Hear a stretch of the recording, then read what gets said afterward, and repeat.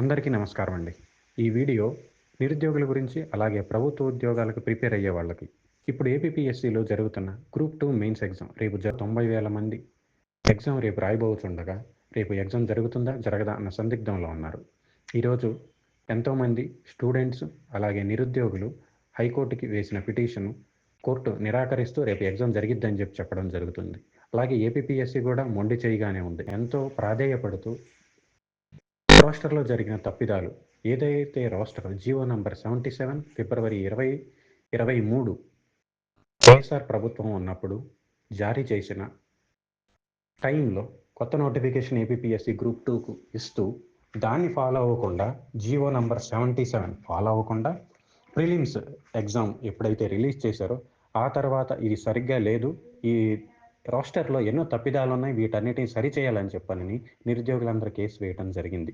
దాన్ని ఫాలో చేయకుండా మళ్ళీ తర్వాత ప్రిలిమ్స్ క్యాన్సిల్ చేయలేదు, అలాగే కంటిన్యూ చేస్తూ ఇప్పుడు వచ్చిన ప్రభుత్వం కూడా మెయిన్స్ ఎగ్జామ్ కండక్ట్ చేయడం జరగబోతుంది.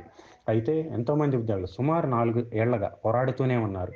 పాయింట్స్ అన్నీ క్యాన్సిల్ చేసి వీలైతే నోటిఫికేషన్ని దాన్ని మొత్తాన్ని క్యాన్సిల్ చేసి మా ఉద్యోగాలు మా భవిష్యత్తుని మీ చేతుల్లో ఉన్న ముఖ్యమంత్రిని, ఉప ముఖ్యమంత్రిని అలాగే లోకేష్ని అడగడం జరిగింది. లోకేష్ దానికి స్పందిస్తూ పోస్ట్ చేయటం జరిగింది. హైకోర్టుకి ఆశ్రయించారు. అయితే ఇంతవరకు ఎటువంటి రెస్పాన్స్ రాలేదు. దాని ద్వారా మొండి చేయి చూపిస్తున్నారు ఏపీపీఎస్సీ వాళ్ళు.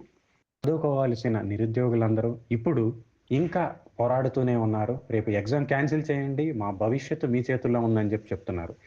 ఇది ప్రభుత్వాల్లో ఏపీపీఎస్సీ చేతుల్లోనే ఉందండి. వీలైతే వాళ్ళు క్యాన్సిల్ చేసి నిరుద్యోగులందరికీ సరైన రీతిలో ఈ నోటిఫికేషన్ మళ్ళీ రిలీజ్ చేయాల్సిందిగా, అప్పుడే సరైన వారికి ఉద్యోగాలు వర్గాల వారీగా వారికి తగ్గట్టు ఉద్యోగాలు రావాలని చెప్పని మా ఛానల్ నుంచి మేము కోరుకుంటున్నాం. అందరికీ ఆల్ ద బెస్ట్. చూద్దాం రేపటి రోజున ఎగ్జామ్ జరుగుతుందా జరగబోదా అని.